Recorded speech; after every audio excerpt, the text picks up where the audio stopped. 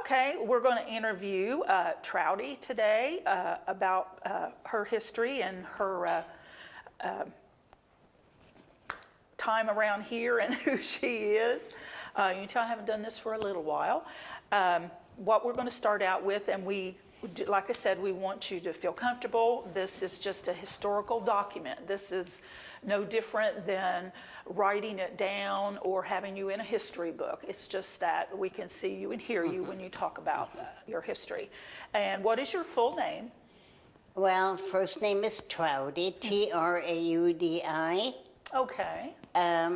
Last name is, I don't have a middle name. Okay. Last name is Strickland. Strickland. Is that a married name? That's my married name. It used to be Eckerl, Eckerl. Okay, okay. Where did the name Traudi come from? Oh, that's a very common name in Austria Is and in Germany too. Is it really? Yeah. It's like it originally was Gertrude or Gertrude. Oh, okay. Mine was Gertrude. And it's an old Germanic name because the G-E-R signifies a weapon, a spear. Oh, okay. And goes back to the Germanic tribes. Well, how interesting. Okay, who was your husband? My husband, what his name? Yes. Okay, it was Earl Strickland. Okay. Okay, what is your age or your date of birth? I'm 91. 91. Oh my goodness, you don't look 91. And my birth date is October the 30th, 1931. Okay. And your husband has passed? Yes. Okay. How long have you lived in this area, Portsmouth? Portsmouth, I came to Waverly in 1954. Okay. And that's my husband's hometown. And we moved here to Portsmouth in 1956. Okay. He was the first man they hired for State Farm Insurance Company. They were just coming into the area and were recruiting people. Well, interesting. Now, you were born in Austria? Oh, yeah. Okay. Mm-hmm. But I wasn't born in Linz. I was born in Innsbruck. Okay. Okay. So where did you actually go to school? Austria? Yes. Okay. Okay. When did your family immigrate to this area? When did my family what? Immigrate? It was just I. Oh, it was just you? Yeah, I worked for the American military, which was camp was located 14 miles outside of the city where I lived in Linz. Okay. And I worked as an interpreter there. It was run by the Americans, and ultimately that's where I met my husband. Oh, okay. He was over there on his 18 months tour of duty. Oh, okay. He was drafted into the service, and they sent him to Austria. And he got stuck with me. He got a little gift, didn't he? Well, Did your family ever come over? several times, yes. Did they? My mom and dad. And then my sister came, and she liked it so well, she stayed. She stayed. Well, In 1960, she's been, well, she lived in Portsmouth for a long time. Oh, did she really? Oh, What was yeah. her name? Anneliese, Anneliese. Her maiden name was Krohn, Krohn. She's a half-sister of mine. Okay. So okay. we have the same mother, but not dad. Yeah. And she liked it so well, she decided to stay. Well. And I kind of calculated on that when she just kept saying, I'd like to come and stay with you for a while.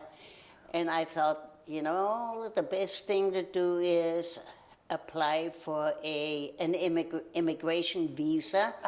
That way she has the option. If I get a visitor visa, she's limited. Right. She can only stay so long.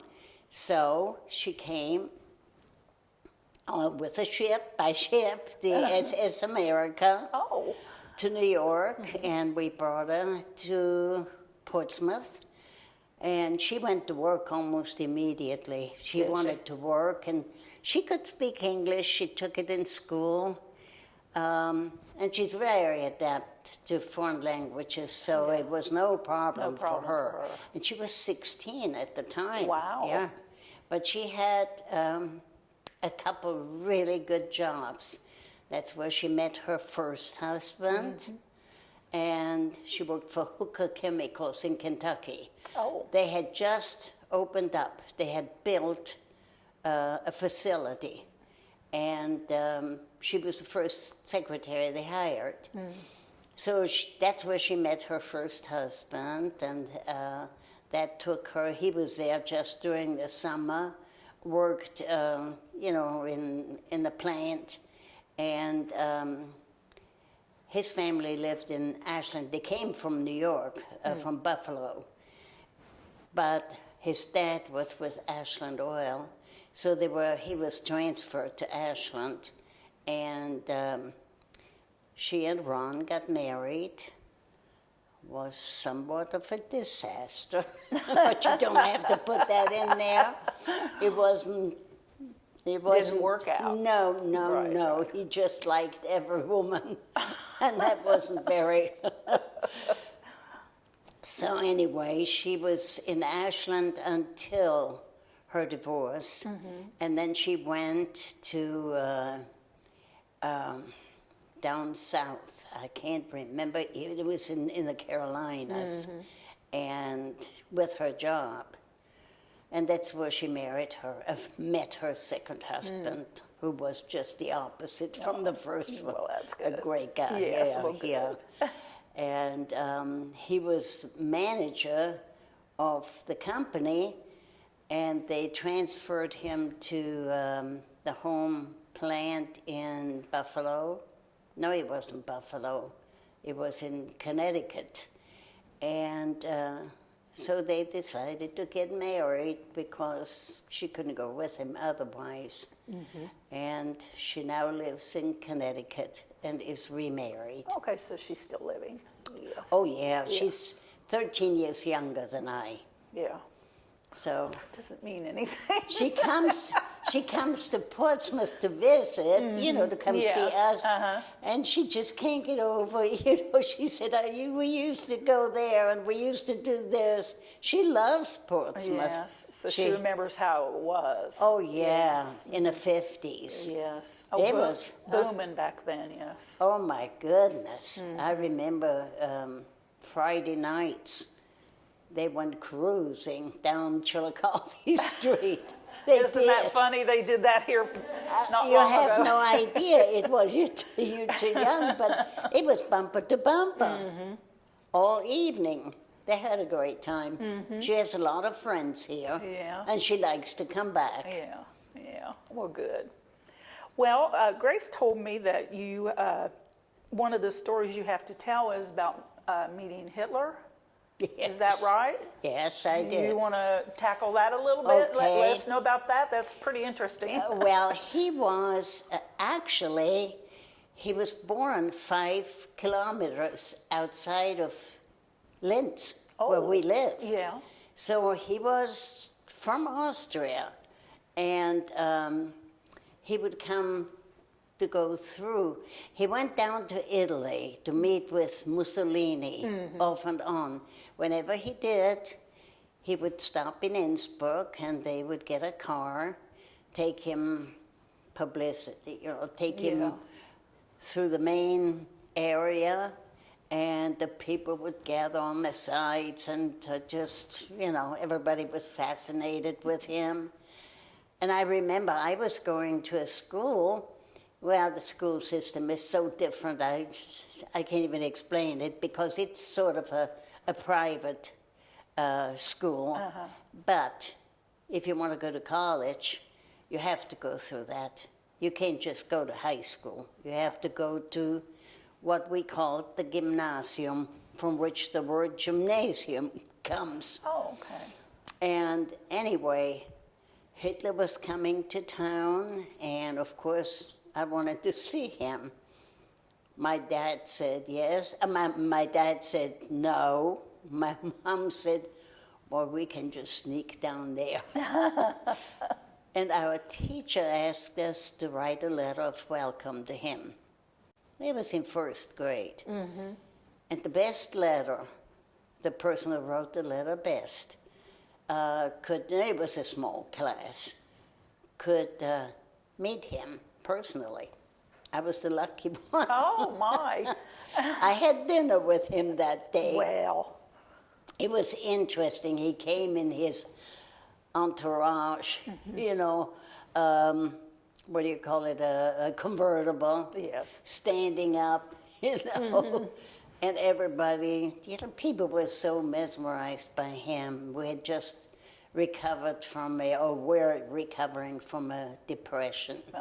And he was going to change it all, you know. And since he was one of the hometown boys, you know, he was welcomed.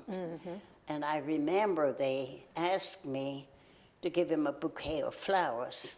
Somebody had to welcome him. So I did. And I was privileged to go eat dinner with him. Well. Anyway, there was another girl.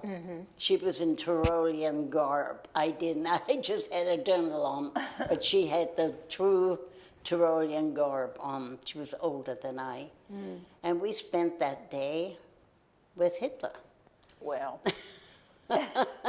And you know, whenever I would hear that he would come through town, I'd go to the train station. A friend and I would go to the train station because he would always get off the train, walk through the reception hall, and go back.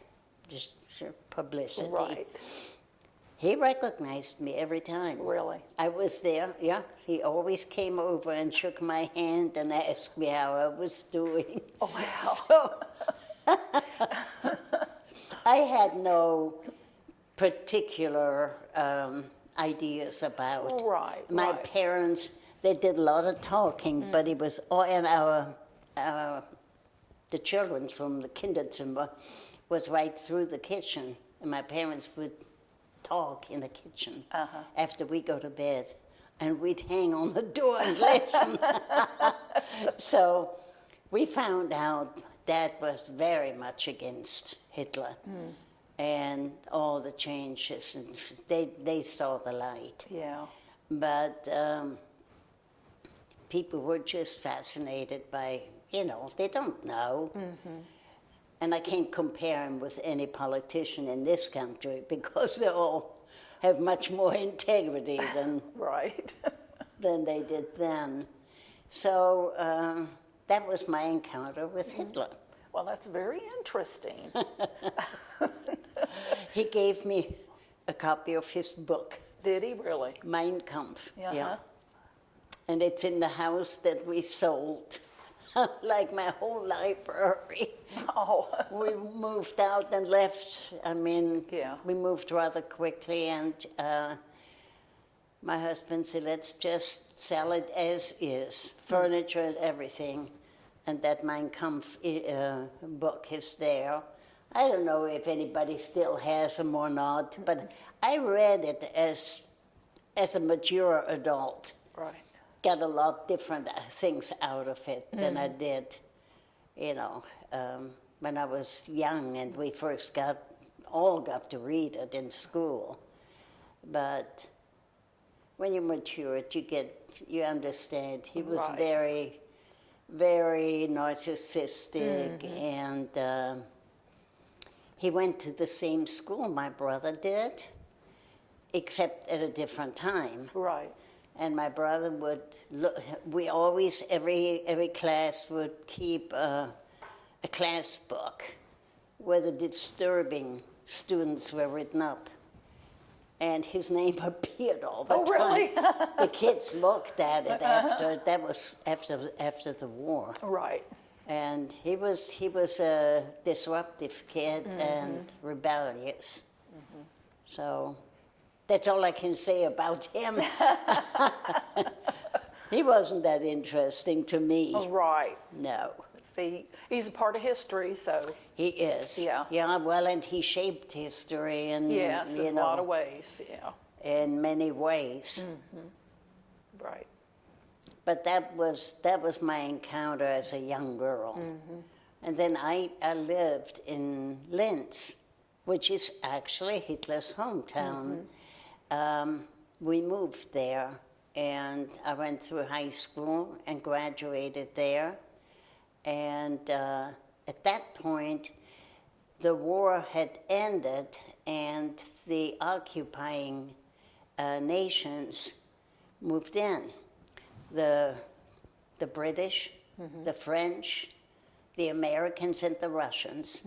Everything north of the Danube was Russian, occupied. And they must have gotten them from the Ural Mountains, they were real back. All they did is talk to the people and want Uri, Uri, Uri, Uri, that's German watch. Oh. They collected everybody's watch. Well. Oh, it was a wild bunch that first came in. They were conquering forces. They were raping women. Oh, my. Whatever you read about, what is it, the Russians coming into, what is the country? Ukraine? What? Ukraine? Ukraine, yes. And when they described what the Russians did, I believed it because I saw it. Yes. But then in 1955, Austria signed a peace treaty, and all the occupying forces moved out, and it became a social democracy.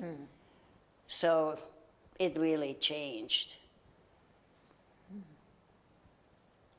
That's just, I was there until after I met my husband, and we got married in 55. And it took quite a while for me to get my immigration papers because I had lived through the war, and they had to clear me. The clearance was stringent, but they cleared you for having been affiliated with the Nazi party, which was, I was too young for that. Right. But I was in the Hitler Youth because you had to join. It was like the, what do you call them? That's it, yeah. Now the boys were more trained toward war. They had to do war games and all that, but not the girls. So anyway, that's in a nutshell. Well, it's very interesting. Is there anything else you want to talk about? I don't know. You don't know? Nothing that comes to my mind. If you have, I do have to say the American people were wonderful, and I had only the best impressions, because here we're a conquered nation, and the country that conquered us, received the people so heartily and so kindly that from day one, and I never had any, I lived in Waverley for about 2 years, my husband and I, and whenever I would meet people, they were interested, but never did I get any negative attitude, because after all, we were the enemy at one time. And I just really fell in love with America. My parents came over here to visit in 1962, and my dad said if I were younger, I'd come and stay. Oh. He loved this country. And they came back several times. They really, really liked it here. Well. Everybody was very kind, and neither one of them spoke English. And that was no problem. Everybody helped, talked with hand and feet and everything. And Dad would go outside and do some repairs on our house. And then he'd start talking to our next door neighbor, who was from Kentucky. He wasn't linguistically talented, but now his wife was a school teacher here at PHS. Oh. And yeah, Mrs. Higgins, Marie Higgins was her name, but you're too young. Anyway, Dad everybody just said that old man is really phenomenal. He's up on the roof again. They were, When you were younger, did you have problems getting food? oh, yes. We, Before the war or? no, after, during the war. During the war. And it was tough after the war, too. Yeah, we had, everything was rationed, and there was a time where there was no food available. If it hadn't been for my dad is was an ingenious person. He could always provide something for his family. We had, they shut off all the gas, and we cooked and baked with gas. And for Christmas, my mother wanted to make the cookies she always made.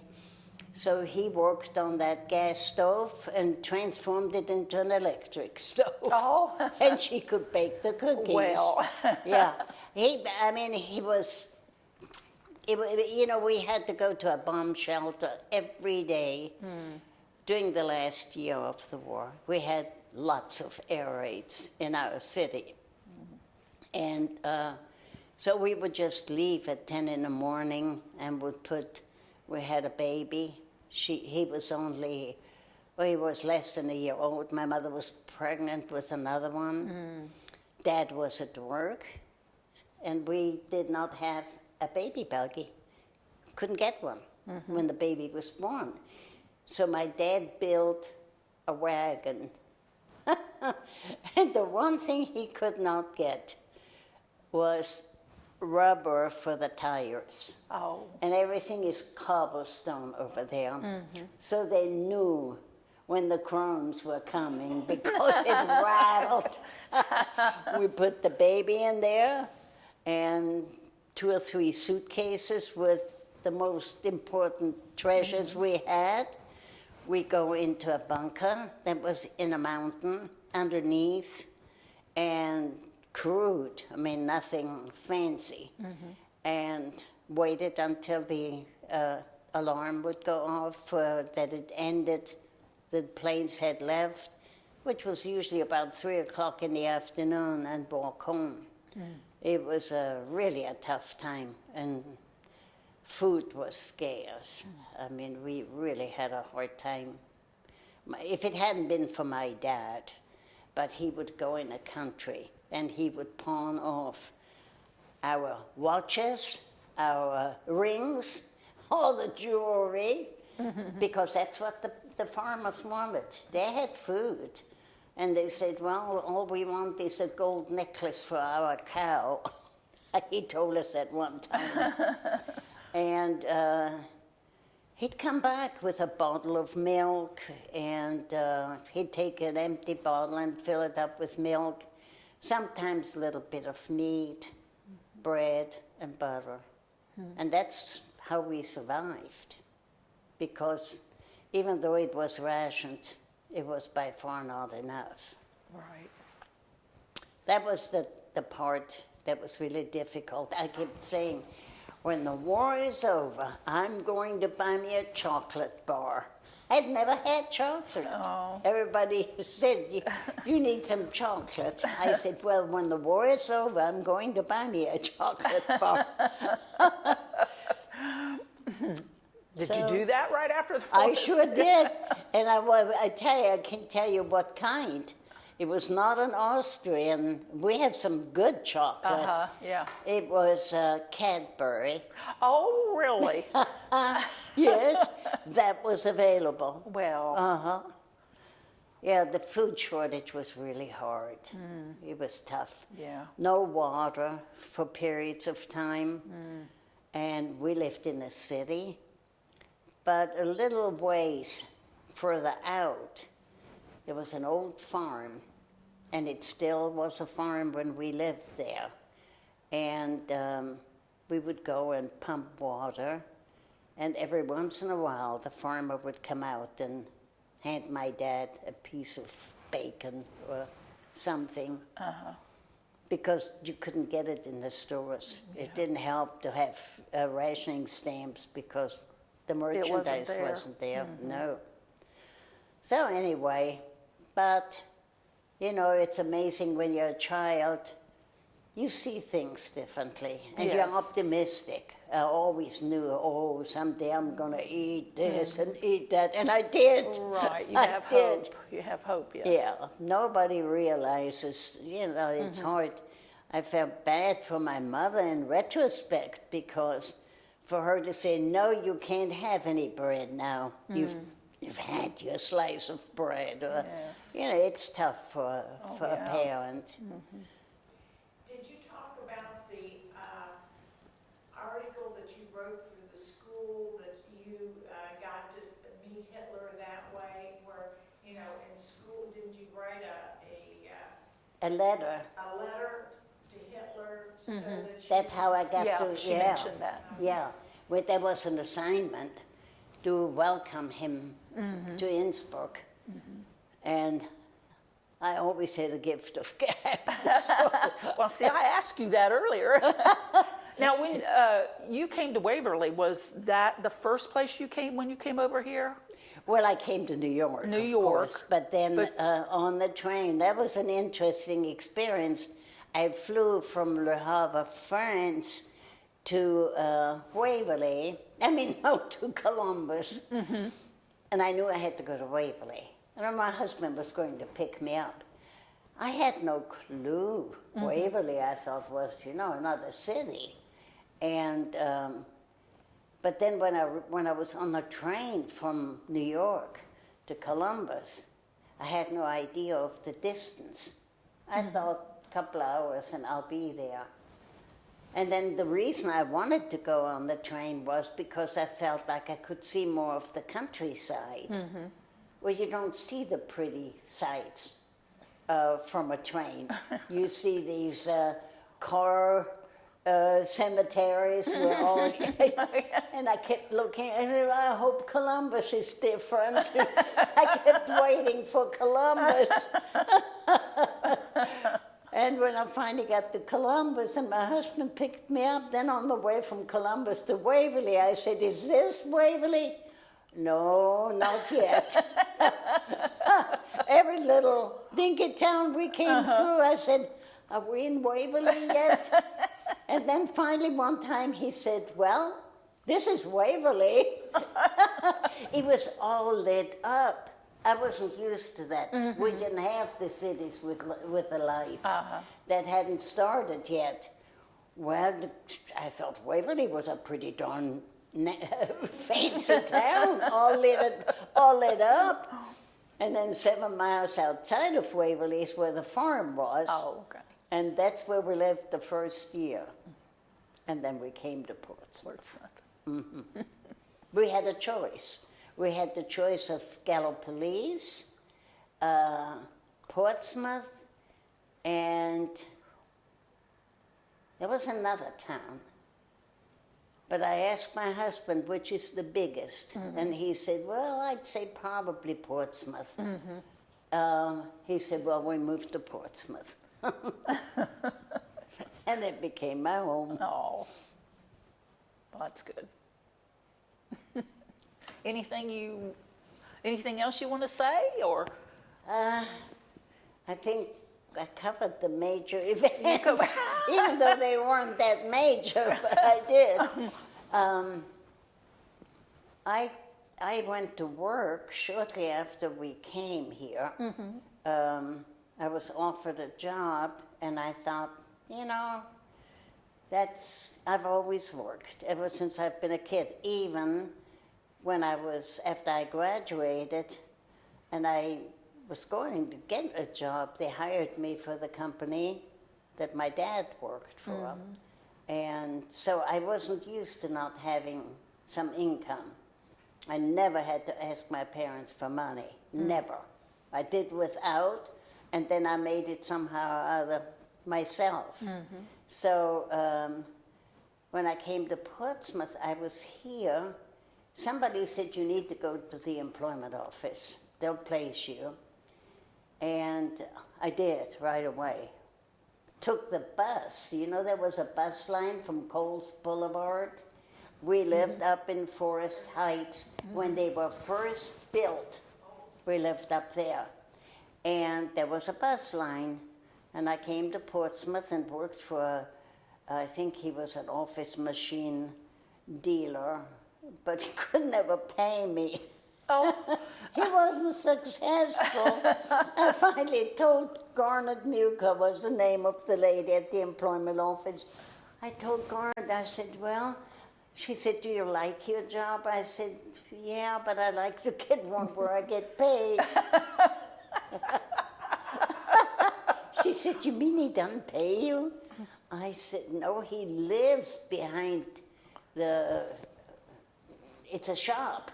He did office machine repairs, and he lived behind it. I found that out when I came to work early one time. He jumped out of bed. oh,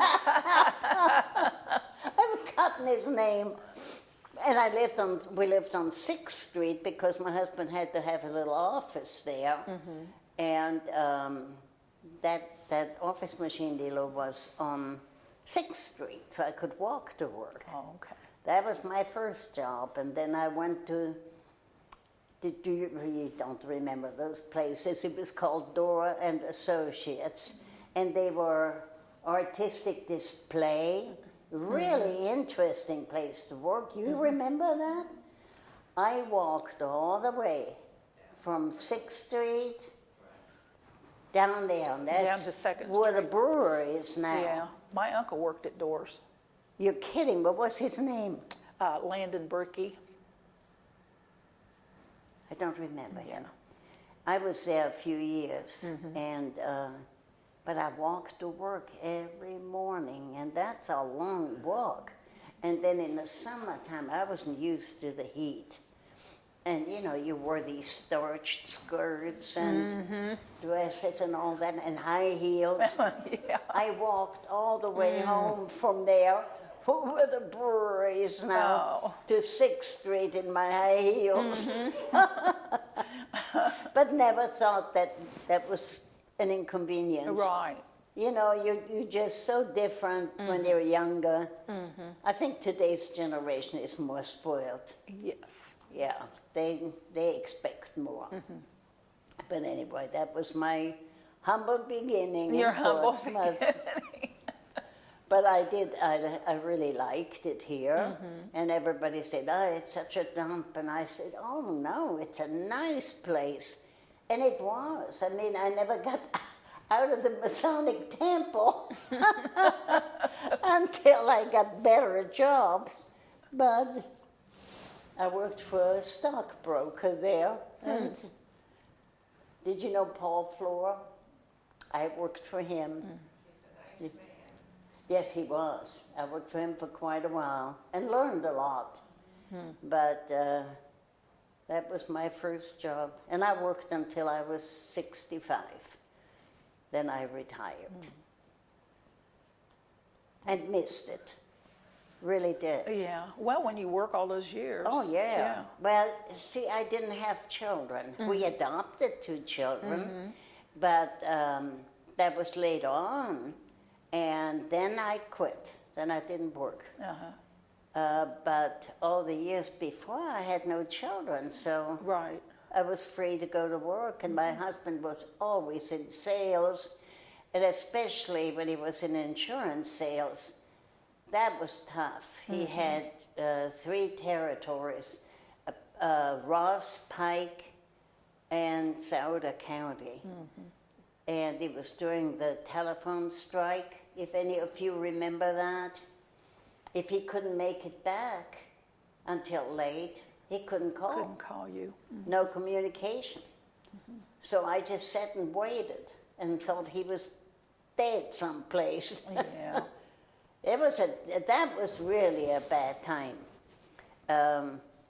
We did live in town on 3rd Street one time, on the corner of 3rd and Union. And I never forget, I came home from work, I walked home from work, it was January, cold as can be. And when I got there, I realized I had forgotten my keys. Had no idea where my husband was, because we couldn't telephone. Right. And there I was, and it was winter, January, so cold. So I thought, well, I'll just sit on the steps and wait. He'll be here. Oh, God, he didn't come, and he didn't come, and it was dark. Oh. And finally, somebody from diagonally across from 3rd Street, a lady came over, and she said, we've been watching you, and you're obviously locked out of your house. Mm-hmm.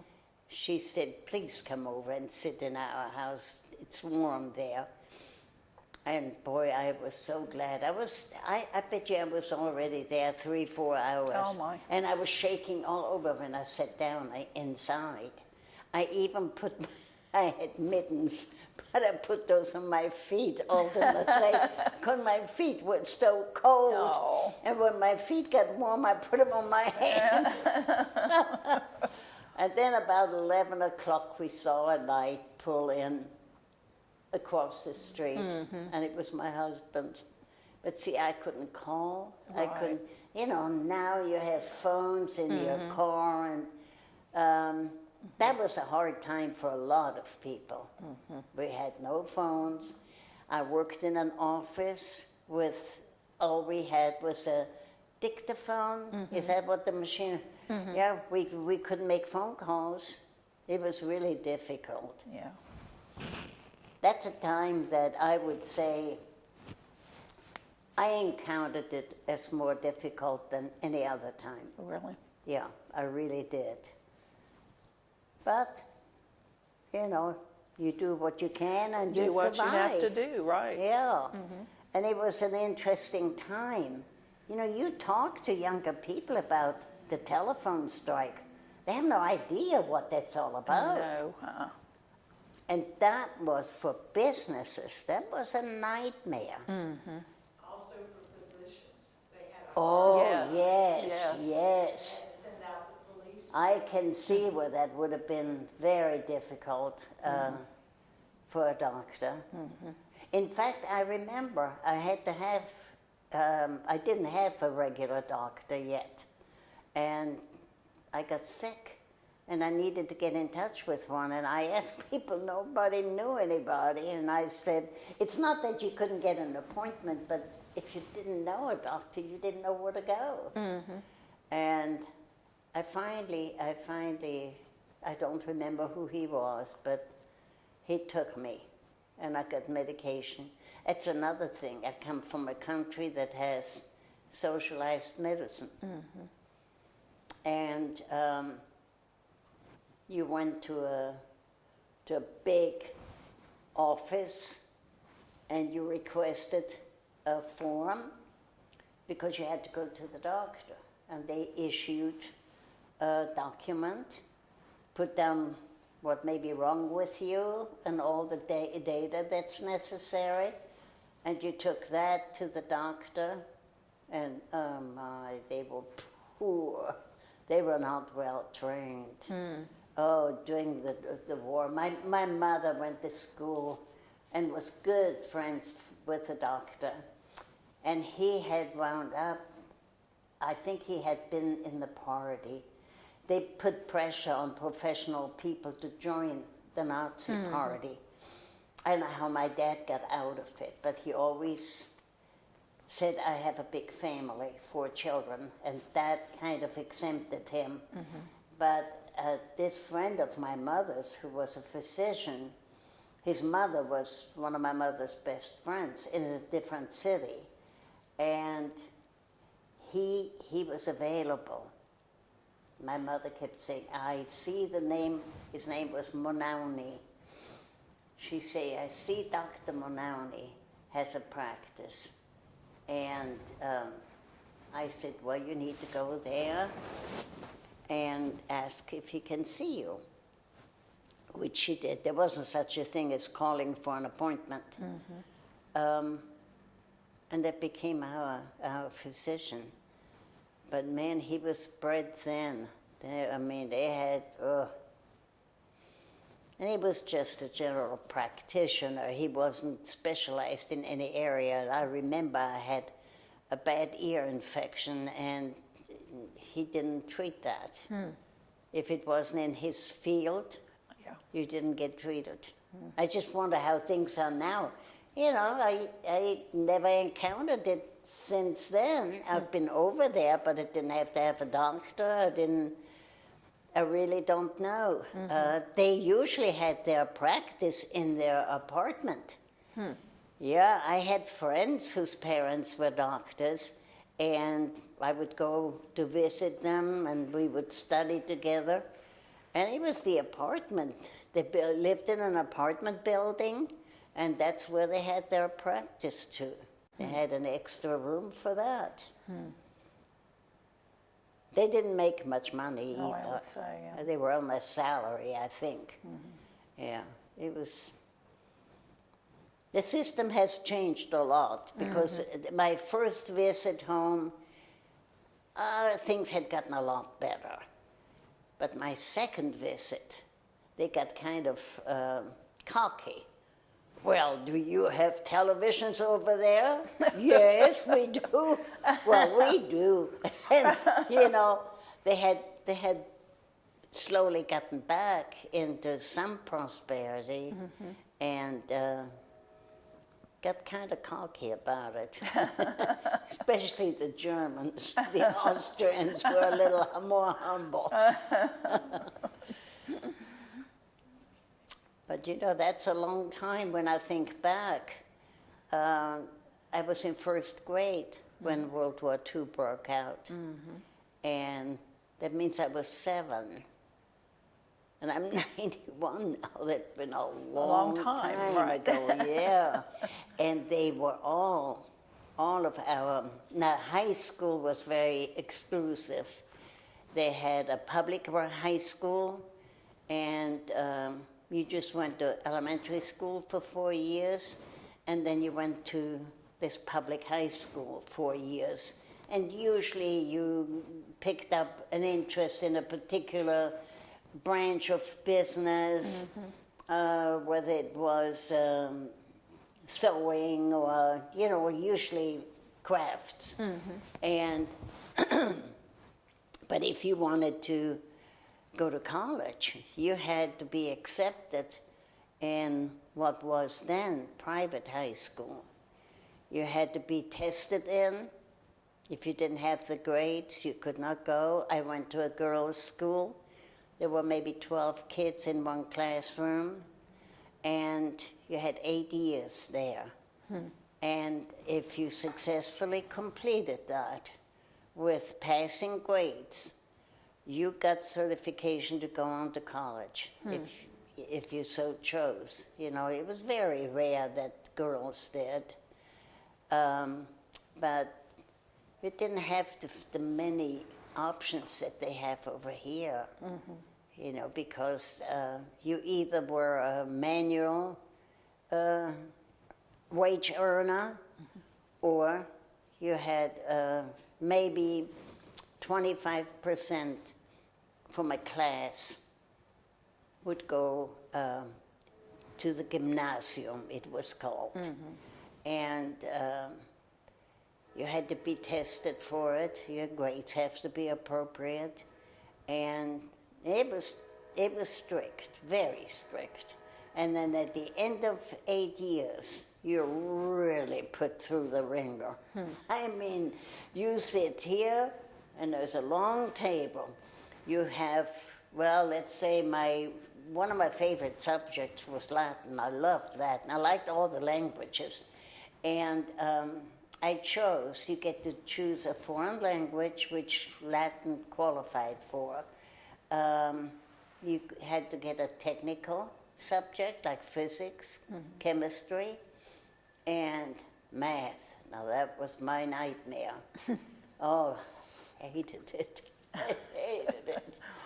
Just did not, I mean, I really had to work to get my grades. And then the head of the Department of Education from Austria sat right across from you, and he asked you questions. Your teacher and other teachers and this guy, and that was your oral exam. And then you had your written exam. And if you didn't pass, you had to go back to school. another year. So, I mean, to get a diploma from a high school back then, I've checked with them since. When we'd visit, we go to the school and I would maybe catch an old professor. They were all PhDs. We never had anyone that taught us that wasn't Dr. Professor. So they were well qualified. Yeah. And only girls. And now, and we talked to the secretary, who was still the same as there was when I went to school there. And she said, we have to accept boys now too. Huh. It was no longer exclusively a girls' school. Yeah, everything became more democratic and, you know.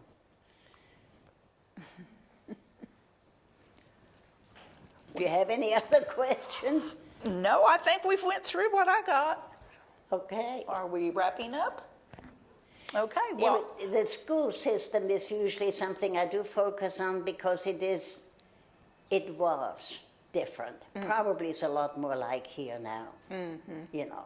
But in general, there was a stark difference. It wasn't easy to get into college. no.